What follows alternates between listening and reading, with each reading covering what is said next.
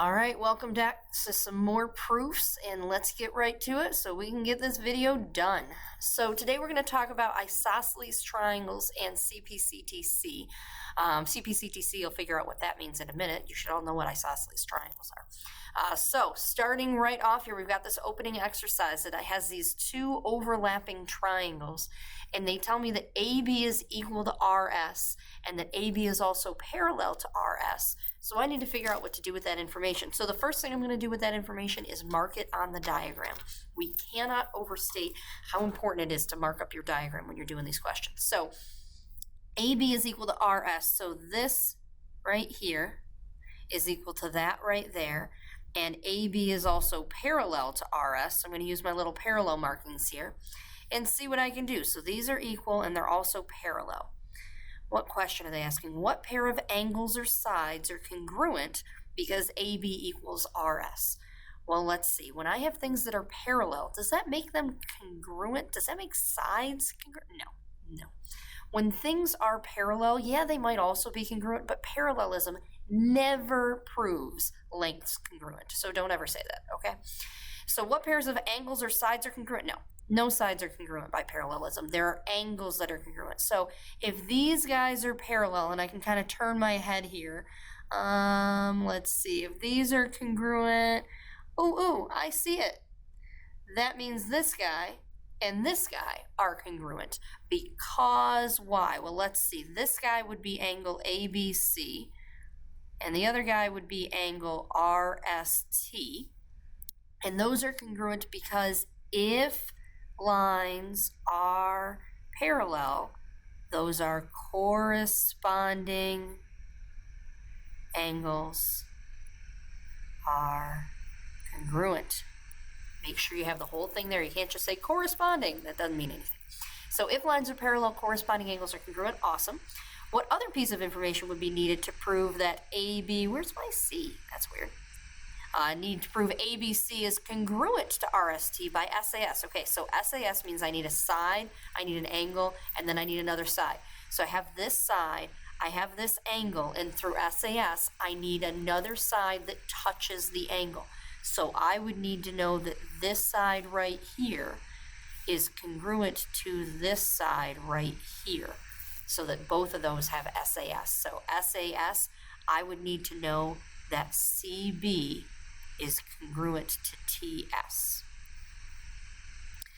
So let's assume that I knew that. Now that I know that ABC and RST are congruent, name another pair of congruent sides. Well, SAS told me I can prove the triangle is congruent once I have two sides and an angle congruent. But now they're saying name another pair of sides. That's weird. They didn't tell me about another pair. Here's why. If I know that two triangles are congruent, then I know that all of their sides and all of their angles are congruent, whether it was given to me or not. And that makes sense, right? If I walk up to you and say, hey, these two triangles are the same, then you know all parts of them are the same. Once I tell you the triangles are congruent, all six parts, all three sides and all three angles are going to be congruent from one to the other. So if ABC is congruent to RST, then I would know that AC and RT are congruent because those are corresponding sides. So let's say AC and RT. And if I know ABC is congruent to RST, then I also have angles that I can say are congruent. So I knew these corners were congruent. How about R and A now? This guy and this guy. So this would be angle CAB and angle SRT or TRS. We'll call it TRS to try to keep the correspondence going. So CAB, TRS. Beautiful. So what did we just do? We just learned something. We just learned Cpctc, and here's what Cpctc stands for. Corresponding parts of congruent triangles are congruent. Corresponding parts of congruent triangles are congruent. Cpctc. Yes, you can use the acronym Cpctc, but you also need to know what it stands for. You need to know that it means corresponding parts of congruent triangles are congruent. The first C is corresponding, the next two say congruent.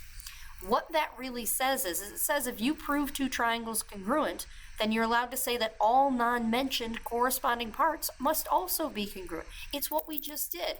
I used SAS to say that, hey, by SAS, these two triangles are equal. Well, that's cool. Once I have SAS, that means I have the other S and the two other A's that go with it. All right, so Cpctc says corresponding, meaning the parts that match up, corresponding parts of congruent triangles are congruent.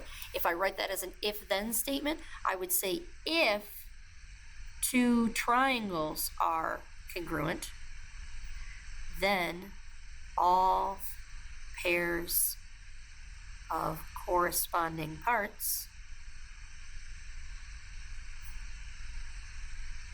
are also congruent. Okie doke. Cool, cool, cool. Da-da-da. All right, let's see. Triangle ABC is given. We know that an isosceles triangle has at least two congruent sides. So, okay, this is isosceles, yep. We are going to prove that the base angles of the isosceles are congruent. So what we're going to do is suspend belief and say, wait, I don't really trust you, Mrs. Vibber. I don't think that the base angles have to be congruent, and we're going to prove it. Cool. So we're going to prove that the base angles of an isosceles triangle are congruent by using SAS triangle congruence criteria and Cpctc. Let's go.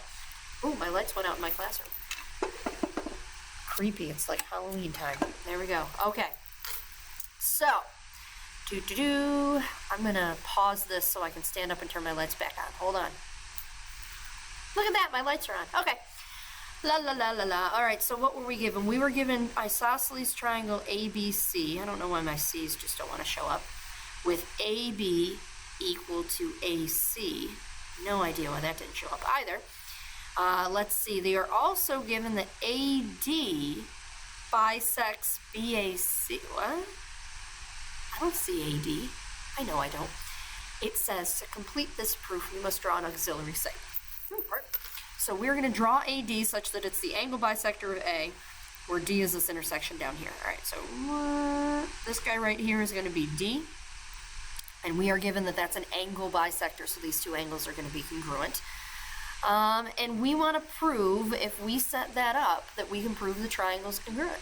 All right, so I'm going to put my statements over here and my reasons over there.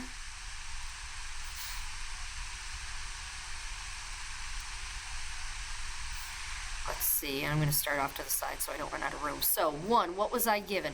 I was given that AB equals AC and AD bisects angle BAC, given.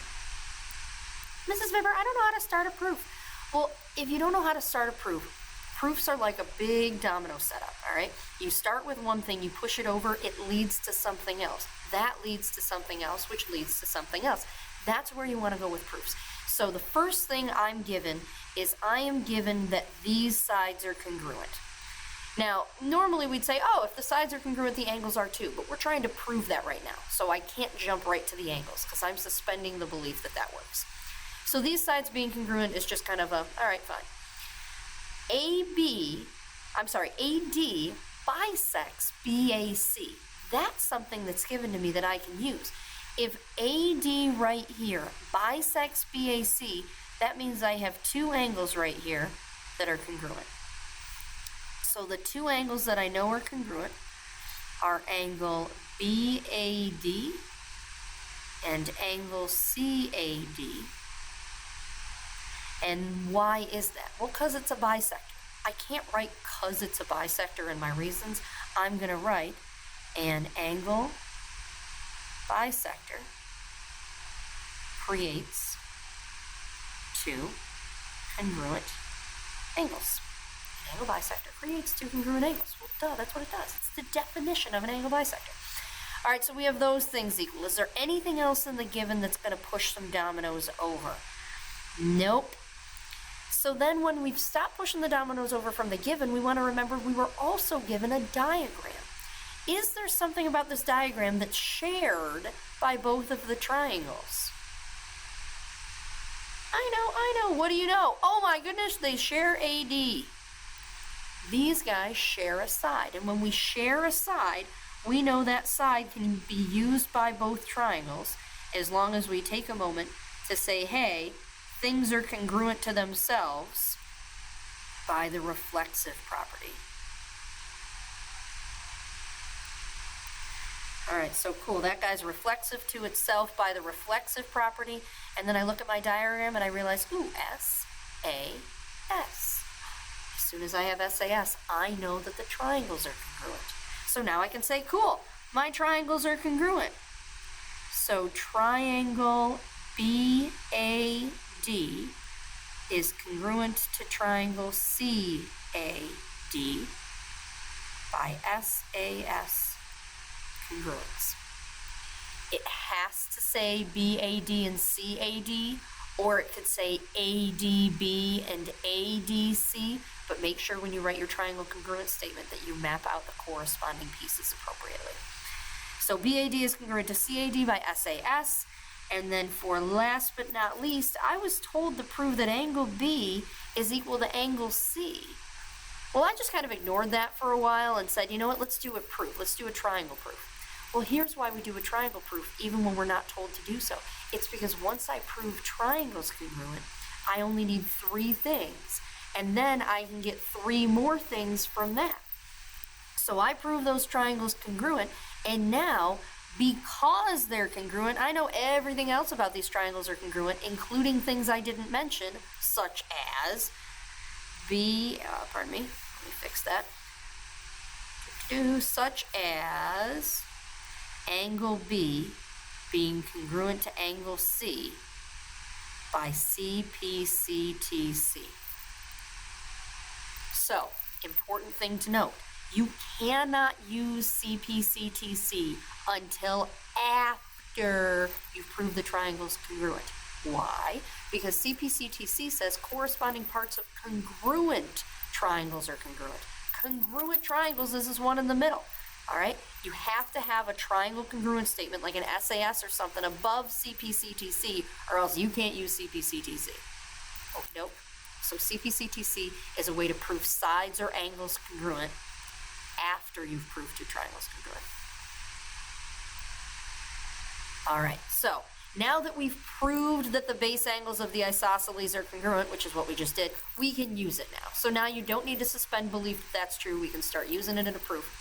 So if you recognize that you have an isosceles triangle in a proof, you can use one of the 2 following reasons. If you know that 2 sides are congruent, then the base angles are congruent. So if you have an isosceles triangle where they say, hey, these 2 sides are equal, you can say, thanks, now I know 2 angles are equal. If instead of that, you are given that 2 angles of a triangle are congruent, that also makes it isosceles, and if 2 angles are congruent, then the sides opposite those angles are congruent. All right? So you just learned 3 things you can use in a proof now. 3 more reasons that you didn't have before. Reason number 1, Cpctc. That's a reason you use after you've got congruent triangles, but you still want to talk about more stuff. The other thing you've just learned is if you have a triangle proof where you know about 2 sides or 2 angles that make something isosceles, if you know about the sides, you can talk about the angles. If you know about the angles, you can talk about the sides. So let's see how it works. So we are given here angle ABC. So this right here is congruent to ACB, mark it on the diagram. And AX bisects BAC. So this is a bisector. I'm just going to kind of draw on it to remind myself that it's important. I'm supposed to prove that ABX, which is this triangle right here, is congruent to AXC, that triangle right there. Okay, well, let's see. What can I do? I would like to write in orange, just for fun. All right, so I'm going to write in orange here. So I want to prove these triangles congruent. Well, let's start with our statements and our reasons and see where the dominoes go. So statement number 1, all my givens. A, B, C, A, C, B, and AX bisects BAC. Cool. Dose. Well, let's see. Let the dominoes fall from here. So if I know that this angle equals that angle, I have a large triangle with congruent base angles. They're isosceles. What? It's an isosceles triangle. So if those base angles are equal, triangle ABC is isosceles, which means that AB has to be equal to AC, because if the base angles are equal, then the legs are equal. So AB is equal to AC, because if, nope, that's an S. If two angles of a triangle are congruent, then the sides opposite the angles are congruent. All right? So yes, I have to write that whole thing out. You can't just skimp. You have to say if two angles are congruent, then the sides opposite are congruent. All right, those are equal. That's kind of cool. And let's see, up here they told me that this is a bisector, and it bisects an angle. So if AX bisects BAC, then the angles in here are congruent. So let's see, I now know that angle BAX is congruent to angle CAX, and that's because an angle bisector creates two congruent angles. Okay, it's dark in here again. I'm not getting up again, so it's just a spooky Halloween video for today. All right, so BAX and CAX, those are congruent. Cool. Now, do I have enough now? Do I have SAS? I have S. I have A. Does this A count? This big blue A? No, it doesn't. It doesn't count. You know why? This big blue angle is angle ABC, and I'm dealing with triangle ABX. So this big blue angle, though helpful, is not an angle I can use to get my SAS going. So I have S, I have A, I need this to also be congruent for the two triangles, and thankfully it is. This is congruent to itself by Cpctc because it's shared by both triangles via the reflexive property. And now I have SAS, SAS. My triangles are congruent. So triangle ABX is congruent to triangle ACX by SAS congruence. Now we learned about Cpctc. Do I have to use Cpctc here? No, I do not. And the way I know that is they told me to do a triangle congruence proof. Once I get to the spot where the triangles are congruent, I can stop. I know to keep going and use Cpctc if this proof statement said, okay, now prove that BX equals CX, or prove that angle ABX is congruent to ACX. But they didn't say that. They just say, get to the triangles and then you can quit. So I quit. All right, blah, blah, blah, blah, SAS. What rigid motion maps this triangle onto that one? Well, once I know they're congruent, I know there's a rigid motion that exists. ABX onto ACX. Looks like it flipped over AX, so this was a reflection over AX. All right, so we are at 18 minutes here. Here's what I'm going to do. I am going to pause the video. I am going to do number 2, and then I'm going to unpause it and go through it very quickly so you can check your work so that this video doesn't get any longer than it is. So I'm going to pause the video. I'd like you to try number 2 and then come back and press play. Ready, set, pause. Well, hopefully you paused it. Here's a quick run through of what I did. We were given this triangle right here, and I'm going to get rid of the marks here with my eraser so we can go through it a piece at a time. So step 1, I marked up my givens. So my givens were JK equals JL and JR bisects KL. When I see a bisector, I usually put a dot to remind myself that it got cut in half. All right, so I said let the dominoes fall from the given. So the first given was that JK equals JL. meaning that the big triangle is isosceles, and therefore K equals L. That's my step 2. The other thing in the given was that KL got bisected, which means KL got cut in half. So this equals that because a bisector creates 2 congruent segments. And then I looked and realized, hey, I have SAS, SAS, SAS. So I know that triangle 1 is congruent to triangle 2, which I wrote here, by SAS congruence. And then I said, well, I was supposed to prove that angles are congruent. The easiest way to do that is often to say, well, if I can get the triangles equal, then all the angles and all the sides match up are equal. So now JRK is congruent to JRL by Cpctc.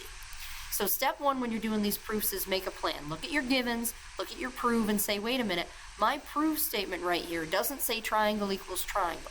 And if your proof statement doesn't say triangle equals triangle, that means you're probably going to use Cpctc. Corresponding parts of congruent triangles are congruent. Corresponding parts of congruent triangles are congruent. All right? So if I see a non-triangle equals triangle and just see part equals part, I know I need to use Cpctc after a triangle congruence theorem. Okay. I am going to do one last one. We're going to do the same thing. Pause the video, write the proof, and then come back. Thanks. Okay, I'm going to do something fun here. I'm going to explain this, and I'm going to speed up the video so that it sounds like I'm talking really fast so we can get this over with. So I just want to play around with my cool little tools I have on my computer, so let's see how it goes. Okay, so we were given that Jx equals Jy, and I'm going to erase this so you can see what's going on. So we were given that Jx equals Jy, that's cool, and that Kx, let's see, we'll put those two, then Kx equals Ly, so those are equal. So then, what I said is 1 equals 2 because this would be isosceles in the middle. So if sides are equal, base angles are equal. Then I said, well, if I'm looking at these 2 triangles on the outside, which are the ones I'm trying to prove congruent, I want to prove this guy congruent to this guy. If I look at those, I realize I have 2 S's, but I need the A in the middle. So I need a way to say that 3 equals 4. Well, if 1 equals 2, it makes sense that 3 equals 4, but how do I get there? So I got there by saying 1 and 3 are a linear pair, and 2 and 4 are a linear pair, so they add up to 180. And then I said if they both add up to 180, then those sums equal themselves. So 1 plus 3 equals 2 plus 4. And then I knew from step 2 that 1 equals 2. So if 1 plus 3 equals 2 plus 4, then 1 can get replaced with 2, meaning 2 plus 3 equals 2 plus 4.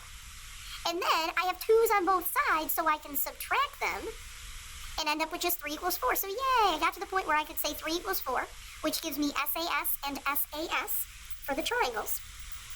And I know that these 2 purpley triangles are congruent by SAS.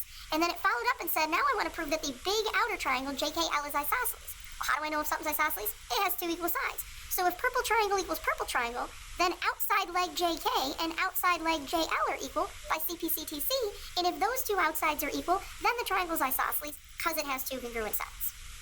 So hopefully you followed that. I know it was a lot, but we got through, some really good proofs. And you can come back and you can rewind this and play it over and over again at your leisure. Because I know that's what you really want to do with your spare time. All right, so let's end with a really bad joke. The really bad joke today is, where do fish keep their money? Where do fish keep their money? In riverbanks. I know, it's terrible. Bye.